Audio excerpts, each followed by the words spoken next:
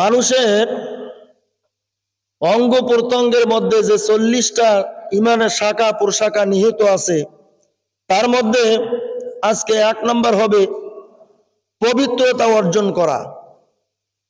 1 নম্বরে পবিত্রতা অর্জন করা। পবিত্রতা অর্জন ছাড়া মানুষের কখনো আমল আল্লাহর দরবারে কবুল হবে না। পবিত্রতা থাকতে হবে। আল্লাহ রসুল বলেন আত-তুহুরু শাত্রুল ঈমান, পবিত্রতা ঈমানের একটা অংশ।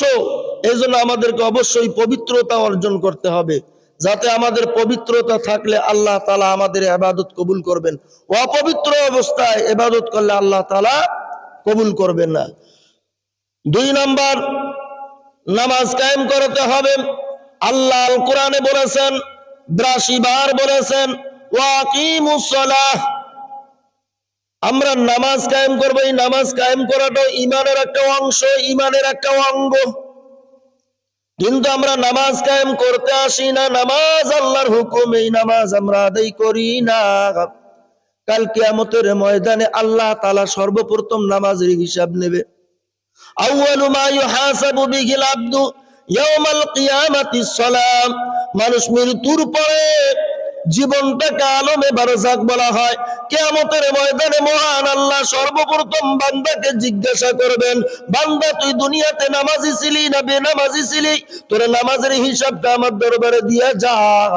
ওই ব্যক্তি যদি নামাজের হিসাব কাল কিয়ামতের ময়দানে আল্লাহর সামনে দিতে না পারে, ওই ব্যক্তিটাও আল্লাহর কাছে ধরা খাবে। 3 নম্বর, সদকা আদায় করা। যাদের সদকা দেওয়ার মতো সামর্থ্য আছে তাদেরকে সদকা দিতে হবে।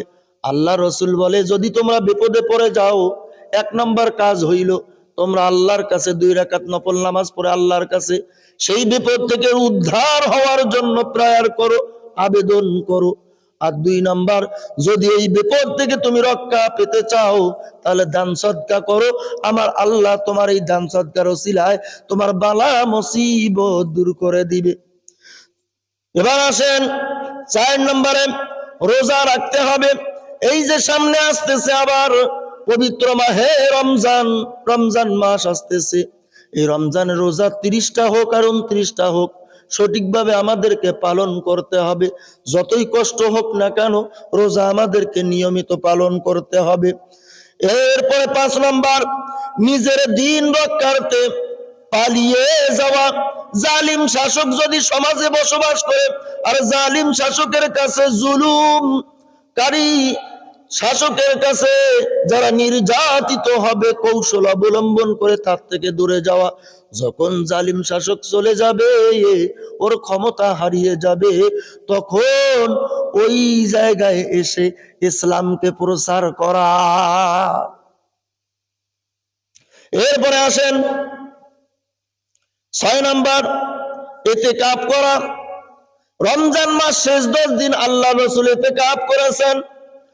আমাদের জন্য আল্লাহ রসুল আরো সহজ করে জিনিস দিয়েছেন। যখন আমরা মসজিদের মধ্যে প্রবেশ করব, ইতিকাফের নিয়তে প্রবেশ করব, যতক্ষণ থাকবো ইতিকাফের সওয়াবের হালতে থাকবো। 7 নম্বরে, হজ করা। হজ যদি আমাদের জন্য কারো ফরজ হয়ে গেছে, হজ যদি আল্লাহ আমাদের করার মতো সামর্থ্য দিয়েছে, তো হজ পালন করা এটা ফরজ। আল্লাহ নবীজির রওজা, আল্লাহ নবী বলে যে আমার রওজা জিয়ারত করলো, যে আমার রওজা দেখতে আসলো, জিয়ারত করলো, তার জন্য শাফাআত করা আমি রসুলের ওয়াজিব হয়ে যায়। মান শাফাআতা কবরি, ওই ব্যক্তির জন্য, ওই কবরবাসীর জন্য আমি রসুলের শাফাআত ওয়াজিব হয়ে যায়। 8 নম্বর, মান্নত পূর্ণ করা।